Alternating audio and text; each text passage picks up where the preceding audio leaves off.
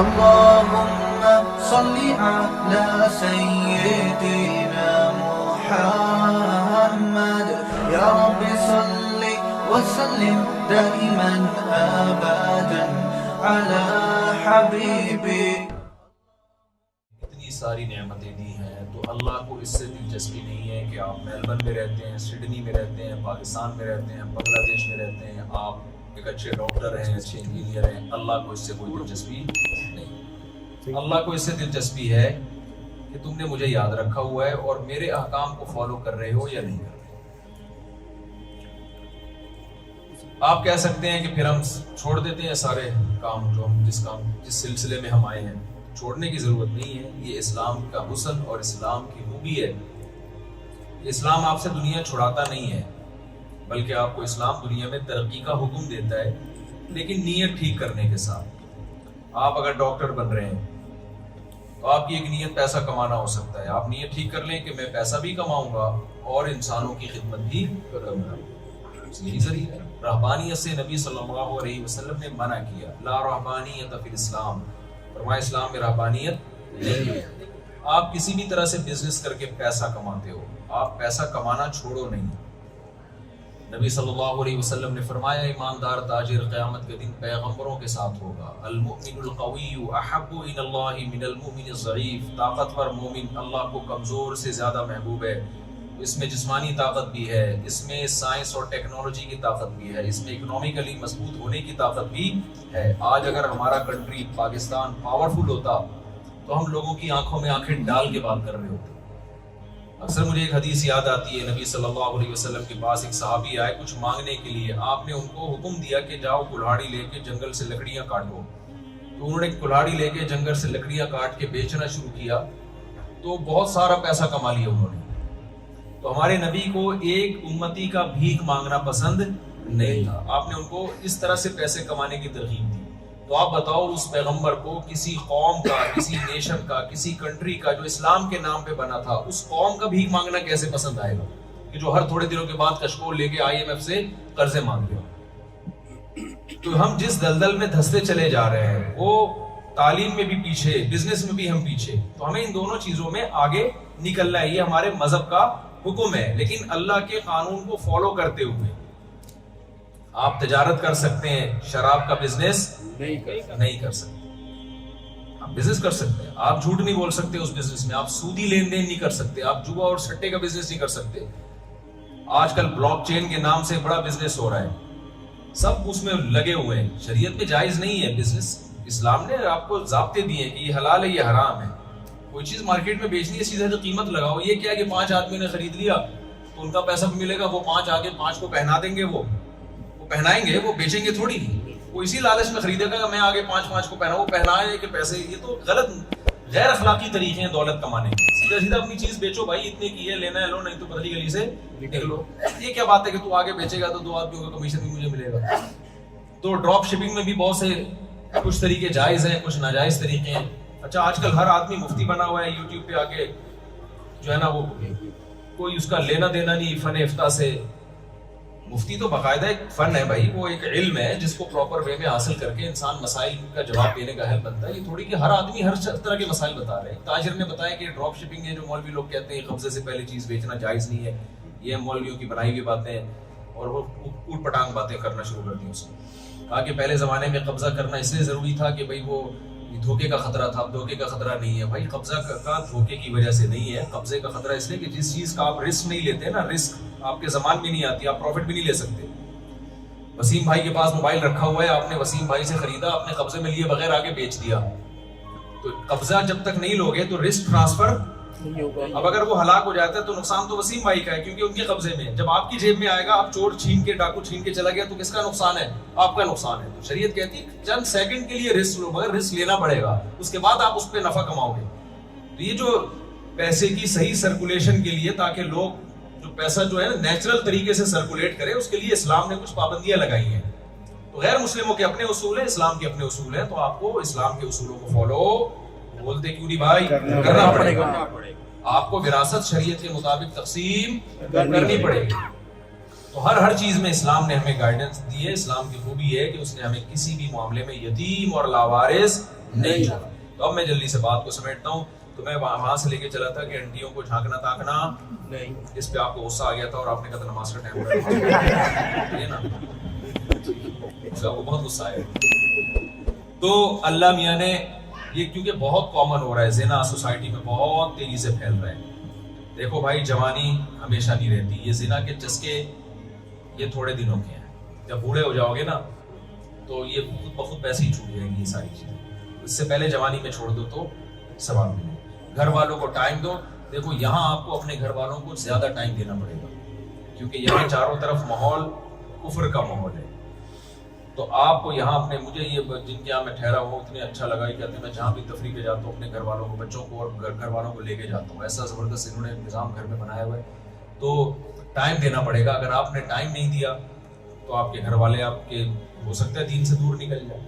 یہاں خاتون کو اپنے بچوں کی تربیت کرنی پڑے گی, وہاں سے زیادہ کرنی پڑے گی. حضرت ڈاکٹر عبدالحی صاحب رحمہ اللہ تعالیٰ امریکہ کے سفر پہ گئے تھے. انہوں نے وہاں بیان میں کہا, ڈاکٹر عبدالحی صاحب تھے یا مولانا عاشق الہی صاحب تھے, مجھے نام بھول گیا ہوں. انہوں نے کہا کہ دیکھو تم لوگ یہاں پر ہو نا, مجھے یقین ہے کہ تم اسلام پر تمہاری موت ہوگی. مجھے یقین ہے, کیونکہ تم آئے ہو علماء کو سننے کے لیے, اس کا مطلب تمہیں اسلام سے دلچسپی ہے. تمہاری جو اولاد ہوگی اس کے بارے میں مجھے کنفرم نہیں ہے. بہت سے اسلام پر ہوں گے, بہت سے اسلام چھوڑ چکے ہوں گے, لیکن آگے جو اس کی اولاد ہوگی اس کے بارے میں کنفرم بتا کے جا رہا ہوں وہ اسلام چھوڑ چکے ہوں گے. اور جس زمانے میں انہوں نے بات کہی تھی نا, تو ان کی اولادوں کی اولادیں مرتد ہو چکی ہیں. بھائی میں نے آپ سے عرض کیا کہ ہماری نظر میں سب سے زیادہ ویلیو کس چیز کی ہونی چاہیے؟ ایمان کی. دنیا میں آئے جس کے لیے ہیں, تو ہم کیسے چھوڑ سکتے ہیں اس کو؟ تو ایک بات تو یہ, اپنا ایمان سے اور اسلام سے رشتہ جوڑنے کے لیے آپ کو زیادہ اسٹرگل کرنی پڑے گی, محنت آپ کو زیادہ کرنی پڑے گی. تو اس کے لیے آپ نے کیا کرنا ہے؟ خاص طور پہ خواتین سے میں گزارش کروں گا, بھائی اپنے پردے سے دستبردار نہ. آسٹریلین گورنمنٹ کا میں بھی شکر گزار ہوں, آپ بھی شکر گزار ہیں, میں مسلم کمیونٹی کی طرف سے شکر گزار ہوں. دنیا میں بہت سارے غیر مسلم ممالک میں خواتین کو چہرے کے پردے پر پابندی لگا, لیکن آسٹریلین گورنمنٹ یہاں خواتین کے چہرے کے پردے پہ کوئی پابندی الحمدللہ نہیں, بلکہ اس کو اچھا سمجھتے ہیں اگر کوئی خاتون پردہ کرتی ہے. ہمارے دوست نے بتایا میری وائف کو نیشنلٹی ملی ہے, فل پردے میں تھی وہ, اور مکمل چہرہ بھی ڈھکا ہوا تھا, گورے نے ہاتھ تک نہیں ملایا, ایسے یوں کر کے جھکا, اور جو ہے نا یعنی احتراماً کہ بھئی ایک عورت پردہ کرتی ہے, ہاتھ نہیں ملانا چاہتی. تو یہ لوگ جب آپ کو رسپیکٹ دے رہے ہیں, نبی صلی اللہ علیہ وسلم نے فرمایا من لم یشکر الناس لم یشکر اللہ, جو لوگوں کا شکریہ ادا نہیں کرتا وہ اللہ کا شکر بھی ادا نہیں کرتا. غیر مسلم ریاست ہے, لیکن اس ریاست کے آپ پر احسانات ہیں.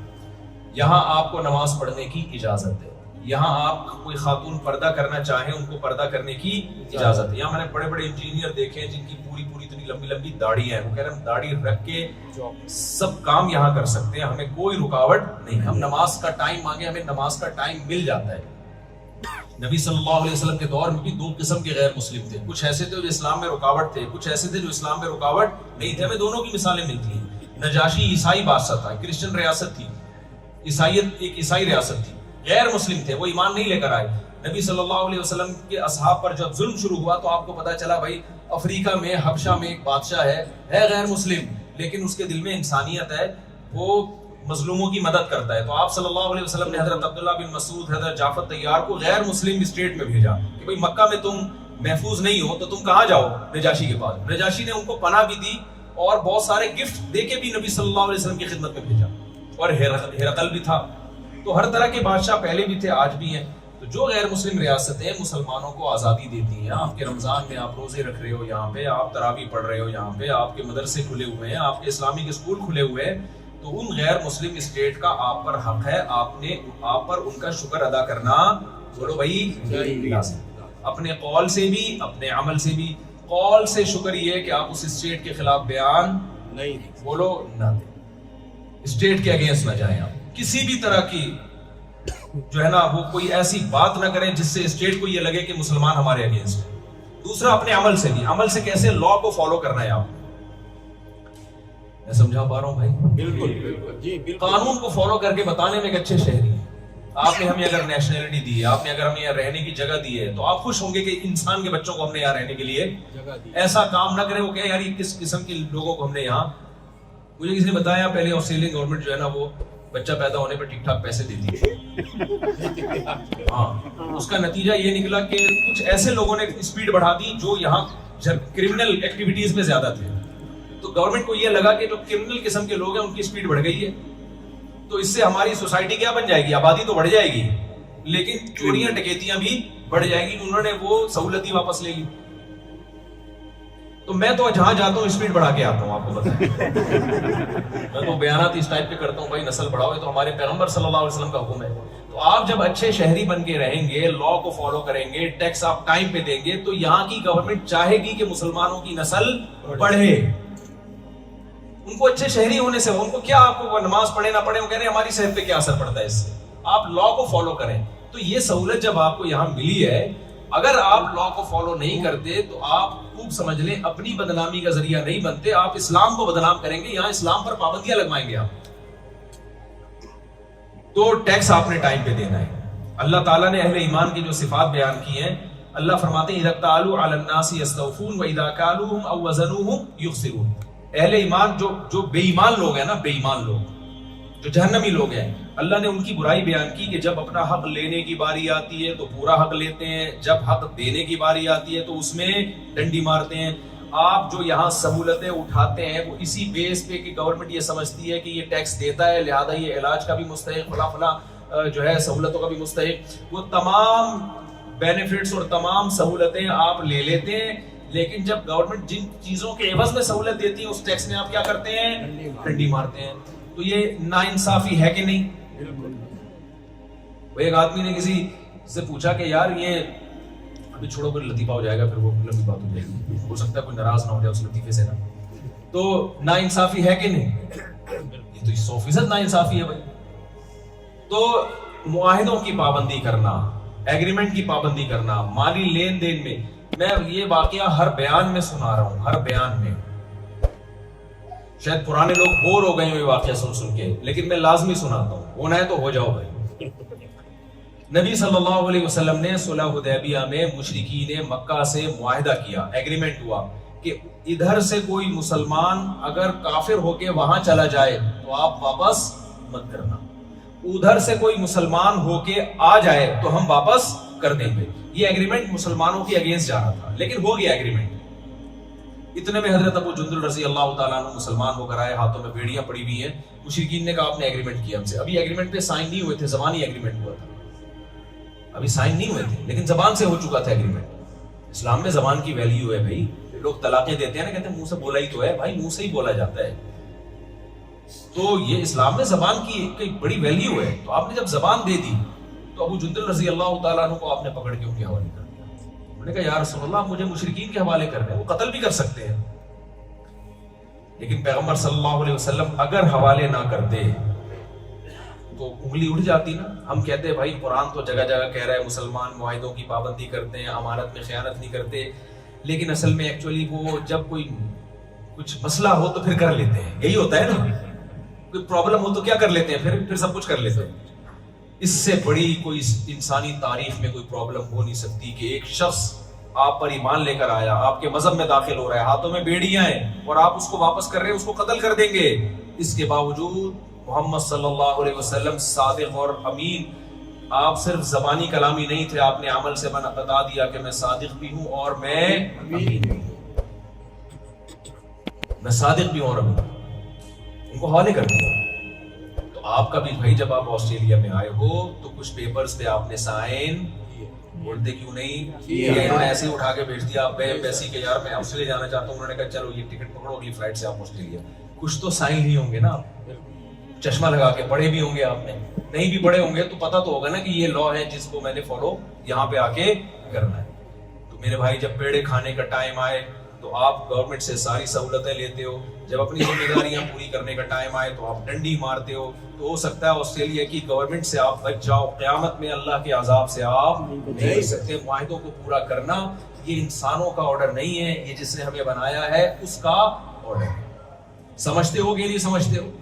تو یہ کام بھی آپ نے یہاں پہ کرنا ہے. اور انٹیوں کو نہیں دیکھنا, وہ تین چاچا کو بار بار بتانا پڑ رہا ہے نا, اور تیسرا کیا کام آپ نے کیا کرنا ہے بھائی؟ شراب کے قریب نہیں جانا. انما الخمر والمیسر والانصاب والازلام رجس. اللہ کہتے ہیں پلید ہے، ناپاک ہے، نجس ہے. آپ اس پہ کتنے خوشنما لیبل لگاتے ہیں، انسان کی ڈپریشن دور ہوتی ہے، یوں ہو جاتا ہے. بھائی اللہ نے کہہ دیا، جب صحابہ نے، جب مشرکین نے کہا نا کہ اس میں تو کچھ فائدے بھی ہیں، ریلیکس ہو جاتا ہے نا انسان، غم بھول جاتا ہے. تو اگر غم بھولنا بری بات ہے کیا؟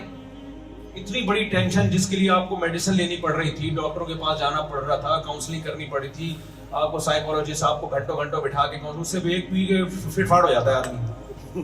کیا خیال ہے؟ ٹینشن سے بچ گیا کہ نہیں بچ گیا؟ ٹینشن تو بڑھ گئی. تو یہ سوال مشرکین نے کہا تھا کہ ہم جب پیتے ہیں تو پھر سیٹ ہو جاتے ہیں، بہت سارے کام کر لیتے ہیں. اللہ میاں نے ہمیں لاجک پیش نہیں کی. اللہ میاں نے کہا اثمہما اکبر من نفعہما.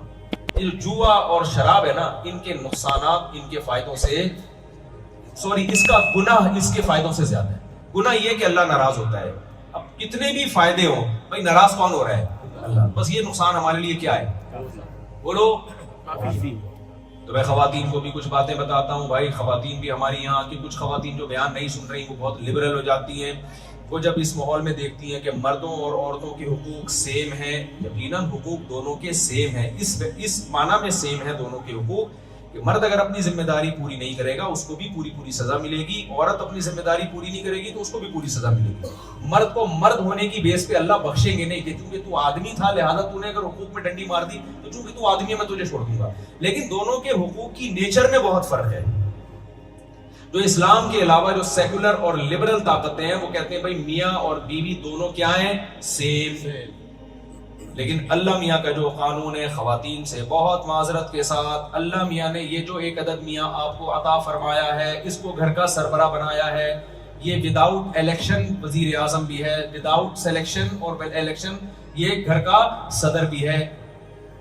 نہیں ہے بات؟ بعض دفعہ ہم پہ ہماری مرضی کا صدر اکثر ایسا ہی ہوتا ہے، بعض دفعہ نہیں تو ہمیشہ ایسا ہی ہو رہا ہوتا ہے، نہیں آتا. لیکن جب کوئی وزیر اعظم یا صدر بن جائے تو فالو کرنا پڑے گا کہ نہیں پڑے گا؟ اب لا بنا دیا بھائی لال بتی پہ رکنا ہے، آپ نے گرین پہ چلنا ہے اور اسپیڈ لمٹ اتنی ہے، آپ کو میں صدر کو نہیں مانتا، یہ میری مرضی کا نہیں ہے. بھائی تو مانے نہ مانے، جب ایک دفعہ سربراہ ہے تو آپ کو لا کو فالو کرنا پڑے گا. تو گھر ایک چھوٹی سی ریاست ہے جس میں اللہ تعالیٰ نے میرے اور آپ جیسے بے وقوفوں کو کیا بنا دیا ہے؟ صدر بنا دیا ہے. اب ہماری عورتوں پر لازم ہے کہ وہ ہماری گھر کے اندر بولو اطاعت کریں، عزت بھی دیں اطاعت بھی کریں، معذرت کے ساتھ. اس بہانے شاید کچھ عزت ہو جائے بھائی.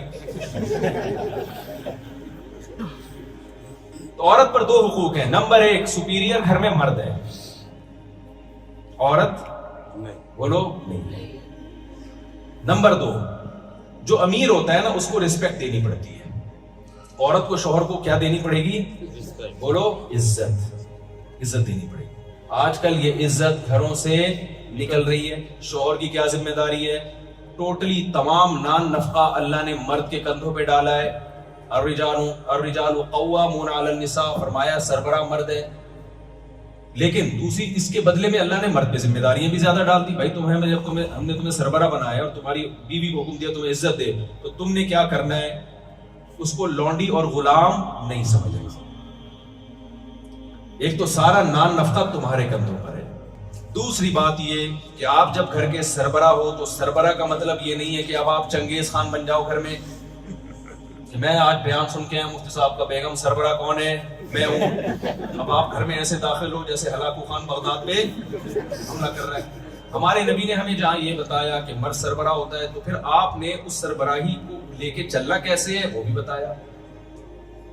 9 ازواج تھیں ایٹ اے ٹائم نبی صلی اللہ علیہ وسلم کی، کیسے ان کے ساتھ سلوک کیا. میں اکثر ایک حدیث ہر جگہ بیان کرتا ہوں، وہ میں اس لیے ایک بیان کرتا ہوں کہ بہت ساری حدیثیں بیان کرے گا ٹائم لگے گا. ایک پکڑ لو تو اس بات بہت تمیز سے سمجھ میں آ جاتی ہے. امی عائشہ رضی اللہ تعالیٰ عنہ فرماتی ہیں میں جس جگہ سے برتن میں منہ لگا کے پانی پیا کرتی تھی، جب نبی میرا بچا ہوا پانی پیتے تو برتن کو گھما کے اسی جگہ اپنے ہونٹ مبارک رکھتے جہاں سے میں نے پانی پیا.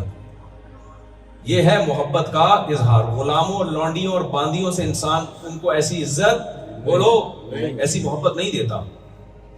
تو چنگیز خان نہیں گھر میں رہنا، محبت کے ساتھ بیگم کے ساتھ معاملات گھر میں کرنے ہیں، اس کو ٹائم دینا ہے. اللہ میاں نے ہر رشتے کو قرآن میں بیان کیا اور اس رشتے کا نام لیا. یوم یفر المرء من اخیہ، اللہ کہتے ہیں قیامت کے دن انسان اپنے بھائی سے، بردر سے بھاگے گا. تو بھائی کو عربی میں کیا کہتے ہیں؟ اخ کہتے ہیں. اللہ نے بھائی کے لیے کیا لفظ استعمال کیا؟ بھائی کا لفظ، جو عربی میں تھا اخ کا لفظ. وَأُمِّهِ، اپنی اماں سے دور بھاگے گا. اماں کو عربی میں کہتے ہیں، ہی لفظ استعمال کیا. باپ سے دور بھاگے گا، باپ کو عربی میں کیا کہتے ہیں؟ اب. اللہ نے اب کا لفظ استعمال کیا. بیوی کو عربی میں زوجہ کہتے ہیں، لیکن اللہ نے وہاں زوجہ کا لفظ استعمال نہیں کیا. وَصَاحِبَتِهِ، اپنے ساتھ رہنے والی سے بھی دور بھاگے گا. یعنی اللہ نے بیوی کو جو لقب دیا وہ صاحبہ کا دیا ہے. صاحبہ کا مطلب جو آپ کے ساتھ ہمیشہ رہتی ہے. آپ جہاں جہاں جا رہے ہیں معذرت کے ساتھ پھلترو کی طرح چپکی ہوئی آپ کے ساتھ. یہ لفظ غلط ہے لیکن مجھے اس کا کوئی آلٹرنیٹ مل نہیں رہا. پھلترو چپکتا ہے نا، دیکھا ہوگا آپ نے بھائی، جب ریشمی کپڑے ہوتے ہیں نا سردیوں میں تو کوئی دھاگا چپک گیا. اب کیا ہوتا ہے، آپ اس دھاگے کو یوں ہٹاؤ گے تو انگلی کے ساتھ چپک جائے گا وہ، پھر آپ یوں ہٹاؤ گے تو یہاں سے چپک جائے گا، پھر آپ اس کو یہاں سے یوں کرو گے تو ادھر سے چپک جائے گا، وہ ہٹتا نہیں ہے. تو جب آپ کی شادی ہو گئی تو یہ بیگم آپ کے ساتھ قیامت تک کے لیے، ابا اما نہیں چپکتے، بھائی نہیں چپکے گا. بیگم کا اللہ نے جو لقب دیا ہے وہ چپکنے والی. اب جہاں بھی ہو، تفریح کے لیے جا رہے ہو بیگم ساتھ، آؤٹنگ کے لیے جا رہے ہو بیگم، آپ کو پھر آپ کیوں چھوڑ کر آئے ہو وہاں پہ؟ تو بھائی میں بھی لے کے جاتا ہوں، جب وسائل ہوں، جب اسباب ہوں، جتنے وسائل جتنے اسباب ہیں تو میں آپ کو بتا کے تھوڑی لے کے جاؤں گا. میں بھی لے کر گیا ہوں اپنے گھر والوں کو. میں نے جہاں جہاں مجھے پاسبل ہوا میں دنیا میں گھمایا ہے ان کو میں نے، اور آئندہ بھی گھمانے کا ارادہ ہے. لیکن کچھ لوگوں کو ہم نے دیکھا ہے کہ وہ جب بیوی پردہ کرتی ہے، ہوم میکر ہے، وہ ہاؤس وائف ہے، تو اس کے ہاؤس وائف ہونے کا ناجائز فائدہ اٹھاتے ہیں. گھر کی چار دیواری میں بند کر کے تالا لگا کے ایلفی ڈالی اس میں، پوری دنیا میں گھوم رہے ہیں اور اس کو کوئی خیال نہیں ہے. تو یہ خاندانی ہونے کی علامت نہیں. خاندانی ہونے کی علامت بولو نہیں.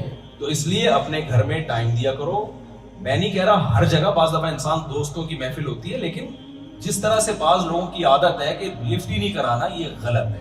تو اس کو آپ ٹائم دو، کیونکہ اللہ نے اس کو صاحبہ کہا ہے، آپ کے ساتھ رہنے والی. کیونکہ جب ہو گئی تو اب زندگی بھر یہ آپ کے ساتھ رہے گی. بچے بڑے ہو کر ادھر ادھر چلے جائیں گے شادیاں کر کے. ابا اما سے آپ بعض دفعہ دور ہو جاتے ہو، بھائی کمانے آئے ہوئے ابا اما کو کمانے پیسے بھیج رہے ہو، مہینے مہینے فون کرتے ہو، ہر ہفتے فون کرتے ہو، خیر. لیکن بیگم آپ کے ساتھ کیا ہو گئی؟ اب چپک گئی ہے. مسائل نہ ہو تو ایک الگ بات ہے نارملی. اس لیے جو لوگ یہاں رہ رہے ہیں، بیگم ان کی پاکستان میں ہے، تو اگر اللہ نے کچھ گنجائش دی ہے، کیونکہ میں جب اس طرح کا بیان کرتا ہوں لوگ کہتے ہیں ہمارے پاس پیسے تھوڑی ہیں اتنے، تو بھائی اگر گنجائش دی ہے تو اپنے گھر والوں کو بھی یہاں اپنے ساتھ بلا لو. اس سے آپ کا امیج بھی اچھا ہوگا. شریف آدمی ہے، بیگم کو بھی لے کر آئے ہوئے، کیونکہ بیگم جس طرح انسان کو کنٹرول کرتی ہے، پولیس بھی ایسے کنٹرول. وہ ایک شرابی تھا، روزانہ پی کے آتا تھا، بیگم سے پٹتا تھا. ایک دن اس کو خیال ہوا پھر دیر ہو گئی تو پھلانگ کے آیا نا، دروازہ پھلانگ کے، دیوار پھلانگ کے اندر آیا، اور اندر آ کے کیا کیا، لیپ ٹاپ لے کے اپنا آفس ورک کر رہے. جیسے بیگم پہ یہ امیج جائے اس کے سامنے کہ بہت زبردست کام کر رہا ہوں. بیگم نے دیکھا، اس نے بولا لگتا ہے پھر پی کے آیا ہے. کہہ رہا نہیں، کم وقت بریف کیس کھول کے کیوں بیٹھا ہوا ہے. تو آخری بات، بس بالکل لاسٹ، یہاں آپ کو اپنے بچوں کی حفاظت کرنی ہے، اور بچوں کی حفاظت کے لیے آپ کو اسلامک اسکول بنانے، یہاں دینی مدرسے بنانے. یہاں مفتی خالد صاحب جنہوں نے میرے اس بیان کا انگلش میں ٹرانسلیشن کی، وہاں پیچھے ٹرانسلیشن چل رہی تھی نا انگلش میں، تو ان کا بھی مدرسہ ہے. آپ لوگ جو صحیح دینی مدرسے ہیں ان کو بھول نہ جائیں، کیونکہ یاد رکھو، دیکھو یہاں صحیح کام وہی علماء کر سکتے ہیں جو یہیں کے مدارس میں یہیں پیدا ہوں. ان کو یہاں کی، اگر ہم انگلش سیکھ بھی لینا، ہماری دیسی انگلش ہوگی، گلابی انگلش ہوگی. جو یہاں تو جو پیدا ہوا ہے نا، وہ زبان بولے گا جو یہاں جو بولی جاتی ہے زبان. پاکستان یا انڈیا سے جو بھی آئے گا وہ زبان تھوڑی ہوگی اس کی. تو مدر لینگویج تو مدر لینگویج ہوتی ہے. تو آپ نے یہاں اپنے بچوں کو عالم بنانا ہے. سمجھتے ہو کہ نہیں سمجھتے؟ یہاں پر اس کے لیے آپ نے دینی مدرسے یہاں کھولنے ہیں. تو میں انشاءاللہ وزٹ بھی کروں گا، ولاگز میں بھی اس کو لے کر آؤں گا. یہاں جو دینی مدارس ہیں، ابھی تو سردست مفتی خالد صاحب ہیں جنہوں نے میرے بیان کا بھی انگلش میں ٹرانسلیشن کی ہے. تو آپ ان سے رابطہ کر سکتے ہیں، بھائی آپ کا مدرسہ ہے، ہمیں بتائیں کیا کرنا ہے اس کے لیے، یا ہم چاہتے ہیں یہیں پر علماء ہمارے بچوں، آپ کے اللہ نے اولاد دی ہے، ایک کو مولانا بنا دو، کیا خیال ہے بھائی؟ ایک آدھ کو تو بناؤ نا، کیا کرنا ہے اتنے بچوں کا آپ نے؟ ایک آدھ کو تو بناؤ. تو یہی کہ جب علماء تیار ہوں گے وہ دین کی خدمت زیادہ اچھے طریقے سے کر سکتے ہیں، وہ یہاں کے حالات سے واقف ہوں گے، یہاں کے مسائل سے واقف ہوں گے. تو اسلامک اسکول بھی منع ہے کیونکہ سب بچے مدرسوں میں نہیں پڑھ سکتے، بہت کو اصلی تعلیم بھی تو مسلمانوں نے حاصل کرنی ہے نا. سارے مولوی بن گئے تو بھی بیڑا غرق ہو جائے گا. وہ اکثر میں سناتا ہوں، ایک مولانا صاحب کشتی میں سوار ہوئے تو انہوں نے ملاح سے، کشتی والے سے پوچھا تم نے دین کا علم حاصل کیا؟ اس نے کہا نہیں. انہوں نے کہا تو نے اپنی کمبخت آدھی زندگی برباد کر دی. آگے طوفان آئے، کشتی ڈوبنے لگی، انہوں نے مولوی صاحب سے پوچھا آپ نے تیراکی سیکھی؟ انہوں نے کہا نہیں. کہا پوری زندگی برباد کر دی. تو علوم تو سارے ضروری ہیں، دنیاوی علوم بھی ضروری ہے، تو اپنے بچوں کو وہ بھی پڑھانا ہے، تو پڑھانا ہے لیکن اچھے ماحول میں. تو اچھے ماحول اسلامک اسکولز میں ہوتے ہیں، تو آپ یہاں بنائیں اچھے ماحول. کیا خیال ہے بھائی؟ اور قانون کو فالو کریں، گورنمنٹ کا جو لا ہے. تو میں سمجھتا ہوں انشاءاللہ آپ کی دنیا بھی اچھی ہو جائے گی اور آپ کی آخرت. اللہ تعالیٰ سمجھنے کی، عمل کی توفیق عطا فرمائے. اچھا، خواتین پردے کا بہت اہتمام کریں، پردہ نہ اتاریں، اپنی بچیوں کو بچپن سے پردہ سکھائیں. دیکھو پردے میں سکون ہے. یہ جوانی کے ششکے تھوڑے دنوں کے ہیں، بڑھاپے میں انہی کی اچھی زندگی گزرتی ہے جنہوں نے جوانی میں اللہ کو یاد کیا ہو. اور آپ نے اپنی بچی کو ابھی سے لبرل بنا دیا نا، اور اس کو بے پردگی سکھا دی، تو سب سے پہلے بے پردگی سے حیا نکلتی ہے، اور حیا سے بچے بنتے ہیں بدتمیز. سب سے پہلے وہ ماں سے بدتمیزی کریں گے، ماں سے تمیز سے بات، کیونکہ حیا ہے جو انسان کو بڑوں کے سامنے آہستہ آواز سے بولنا سکھاتی ہے. جب آپ نے بچیوں کو چڑیاں نیکریں پہنانا شروع کر دی، ان میں حیا نکل جائے گی، نہ وہ باپ سے تمیز سے بات کرے گی اور نہ وہ ماں سے. تو آپ اللہ کے لیے نہیں، کم از کم اپنے فیوچر کے لیے بچوں کو دین سکھا دیں. اللہ تعالیٰ سمجھنے کے عمل کی توفیق عطا فرمائے. کے سوال آپ پوچھ رہے تھے بجلی ضروری سویٹ کے ساتھ. سوال ہے شادی اور خلا دونوں. جی شادی کے متعلق سوال ہے کہ آپ کو دوسری شادی کے قانون ہے جی، تو جب وہ قانون جس سے بھی شادی میں ہوگی تو حقوق تو بھائی برابر ہوں گے. تو اور دوسرا خلا، خلا سے ریلیٹڈ سوال ہے کہ دیکھیں یہ جو یک طرفہ خلا ہے نا، یہ اسلام میں جائز نہیں ہے. جی جی تو خلا میں نے آپ کا جو قائم میں جو وہاں بیان میں نے سنا تھا تو اس میں آپ نے کہا تھا کہ مرد کی مرضی کے بغیر خلا، تو یہ ایک ہی چیز طلاق اور خلا، پھر ایک چیز کے نام دونوں؟ ہاں بالکل ایک ہی چیز کے دو نام. فرق یہ ہے کہ طلاق بغیر کسی عوض کی ہوتی ہے، خلا معاوضے کے ساتھ ہوتا ہے. لہذا جب ایک طلاق ہوتی ہے تو وہ رجعی ہوتی ہے، رجوع کا حق ہوتا ہے. خلا چونکہ معاوضے کے بدلے میں، عورت کہتی ہے مہر دوں گی مجھے طلاق دے دو، تو معاوضے کے بدلے میں، لہذا اس میں مرد کو رجوع کا حق نہیں ہوتا.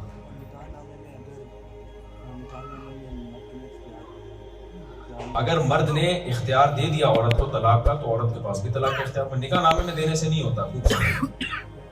ایجاب و قبول میں نا یہ الفاظ کہلوائے جاتے ہیں کہ میں نے تم سے نکاح کیا اس شرط کے ساتھ کہ تمہیں بھی طلاق کا اختیار ہے. عورت کہے میں نے اس شرط کے ساتھ اس نکاح کو قبول کیا.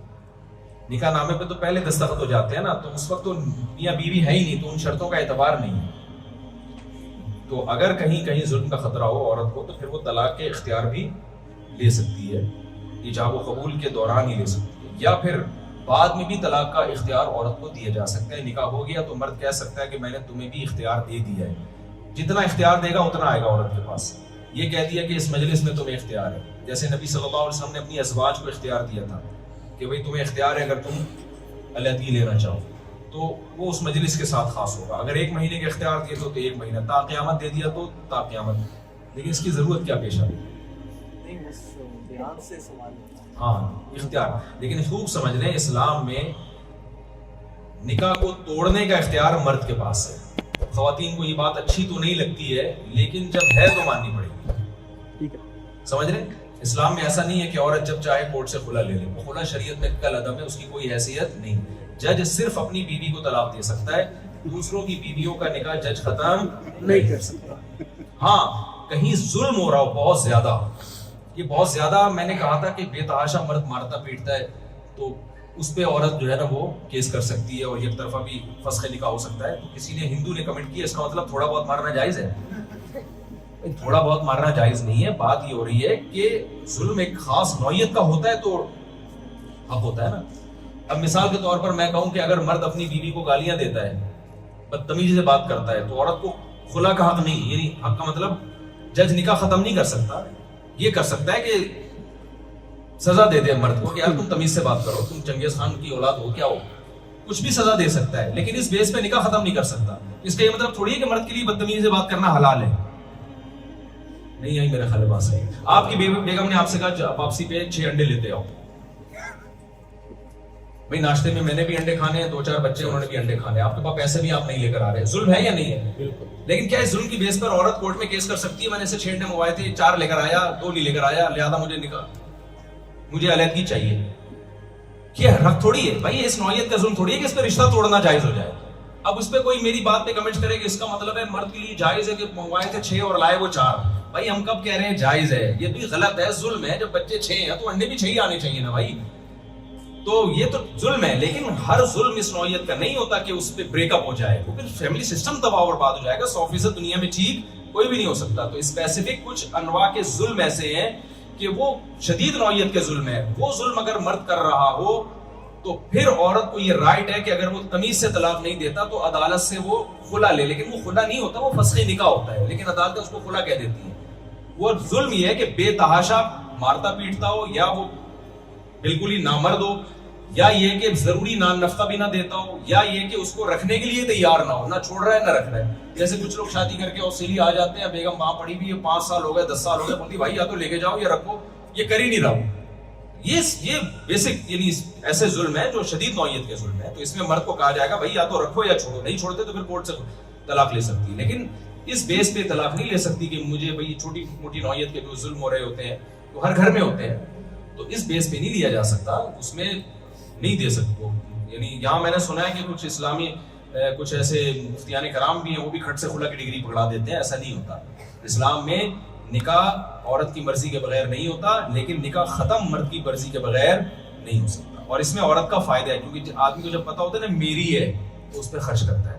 آپ کو پتا ہوگا ہمارے یہاں لوگ بیوی کے نام پراپرٹی کر دیتے ہیں، جائیدادیں کر دیتے ہیں، لیکن اگر آپ کو پتا ہو یار کل اسے وسیم پسند آیا تو کورٹ سے خلا لے کے وہاں چلی جائے گی، تو پھر آدمی ٹائم پاس کرنے کے لیے بیگم کو رکھے گا، کہے گا یار اس کا کیا مطلب ہے۔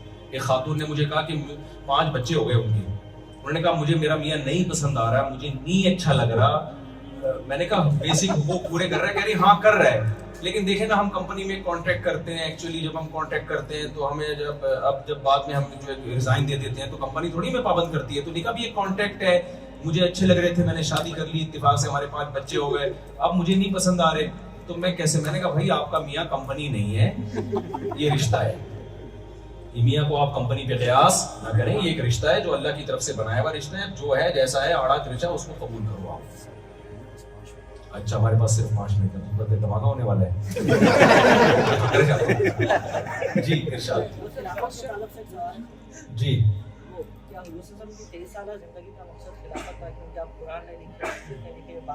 یہ آج کل بہت سوال کیا جا رہا ہے، کہتے ہیں نبی صلی اللہ علیہ وسلم کی 23 سالہ زندگی کا مقصد تو خلافت تھا، تو ہم خلافت کی تحریک کیوں نہیں چلاتے؟ دیکھو اسلام جو ہے نا وہ کہتا ہے جس زمانے میں خیر کو پھیلانے کے لیے جو طریقہ سوٹیبل ہو، قابل عمل ہو، اس کو اختیار کرو۔ کسی ایک مخصوص طریقے کو اسلام نے فوکس نہیں کیا ہے۔ یہ سب سے بڑا مسئلہ یہ ہے کہ آج پاکستان میں بھی ہر تھوڑے دنوں کے بعد کوئی اسکالر اٹھتا ہے، یہ مولانا لوگوں کے تزکیے پہ لگے ہوئے ہیں، لوگوں کو انسان کا بچہ بنانے کی کوشش میں لگے ہوئے ہیں، خلافت کی تو کوئی بات کر ہی نہیں رہا۔ لیکن جو کر رہے ہوتے ہیں ان سے پوچھا جائے آپ پریکٹیکلی کیا کر رہے ہیں، تو کر وہ نہ تزکیہ کر رہے ہوتے ہیں نہ خلافت لا رہے ہوتے ہیں۔ تو گراؤنڈ ریئلٹی کو دیکھ کر خیر کو غالب کرنے کا جو بھی طریقہ اختیار کیا جائے گا وہ ٹھیک ہے۔ ہمارے نبی صلی اللہ علیہ وسلم نے، ایک صاحب مجھے کہنے لگے جہاد کے بغیر خلافت نہیں آ سکتی، اسلامی حکومت نہیں آ سکتی، یہ ممکن نہیں ہے، کیونکہ مکہ میں 13 سال آپ نے دعوت دی، لیکن جب جہاد ہوا ہے تو خلافت آئی ہے۔ تو میں نے کہا مدینہ میں کیسے آ گئی؟ مدینہ میں تو کوئی جنگ نہیں ہوئی نا، مدینہ والے خود ہی آ کے مسلمان ہو گئے۔ تو نبی صلی اللہ علیہ وسلم نے گراؤنڈ ریئلٹی کو دیکھ کر کہ جس وقت جو طریقہ سوٹیبل ہے اس کو اختیار کیا جائے۔ تو یہاں آپ کے لیے سوٹیبل طریقہ یہی ہے کہ تمیز سے، اچھے بچوں کی طرح آپ تمیز سے زندگی گزاریں، اسلام کی تبلیغ کی کوشش کریں۔ یہاں کی گورنمنٹ کو اگر آپ نے یہ کہنا شروع کر دیا ہمیں خلافت چاہیے، تو خلافت گئی تیل لینے، ٹھیک ہے؟ آپ کی ایسی کی تیسی ہوگی جو آپ کا تھوڑا بہت دین، ذرا سا بھی ان کو شک ہو گیا نا کہ یہ کچھ گڑبڑ کرنے والے ہیں، ایسی واٹ لگے گی کہ نسلیں یاد رکھیں گی۔ ان باتوں میں مت آئیں، جو طریقہ سوٹیبل ہے جو وہ طریقہ آپ اختیار کریں، انسان کے بچوں کی طرح تمیز کی طرف چلتے رہیں تو تمیز سے رہیں گے۔ آخری سوال جاوید بھائی جی میں یہاں پہ کھانے کا کام ہے میرا کیٹرنگ کا تو ماشاءاللہ۔ یہاں پہ بہت ایشو ہو رہے ہیں سر ایک تو کھانے کا یا کھلانے کا تھا؟ کھلانے کا بھی اور کھانے کا بھی اچھا اچھا ہینڈ سلیٹر چکن کا مسئلہ ہینڈ سلاٹ جو ہے نا دیکھیں اور ایک مشین سلاٹ یہ بہت نہیں مشینی ذبیحہ حلال نہیں ہے، ہاتھ سے ذبح ہونا، مشین کا کوئی مذہب نہیں ہوتا۔ اللہ تعالیٰ نے یہ شرط لگائی ہے کہ عیسائی ہو یہودی ہو یا مسلم ہو وہ اللہ کا نام لے گا۔ ہندو اگر ذبح کرتا ہے وہ ہمارے لیے حلال نہیں ہے۔ نہیں تو مشین جو ہے نہ وہ عیسائی ہوتی ہے نہ ہندو ہوتی ہے اور نہ وہ آپ کہہ سکتے ہیں بٹن دبانے والا تو مسلمان ہوتا ہے، تو بٹن سے نہیں ہوتا بھائی، وہ تو ایسے تو ہندو ذبح کرے اور آرڈر دینے والا مسلمان ہو اس کو۔ تو حلال و حرام میں کھانے پینے کی چیزوں میں ویسے بھی احتیاط پر عمل کرنا لازم ہے، تو جب تک ہاتھ سے ذبح کیا ہوا نہ ہو حلال نہیں ہو سکتا۔ ہاں گھر میں کر لیں، سبحان اللہ، گھر میں ایک کر اور لیں۔ سوال ہے جو فوڈ ڈیلیوری ڈرائیور مری ہوئی مرغی کو حلال نہیں کریں۔ اور وہ اپنے زبان سے کہتے ہیں کہ نہیں، ریسٹورینٹ والوں کی زبان کا اعتبار نہیں ہے، وہ تو بزنس کے لیے کر رہے ہوتے ہیں سب کچھ، آپ تحقیق کریں تھوڑی سی۔ ایک کوشچن ہے فوڈ ڈیلیوری اگر وہ مسلمان ہے اور پھر کہتا ہے کہ بھئی وہ واقعی اور آپ کو غالب گمان ہے کہ سچ کہہ رہے ہیں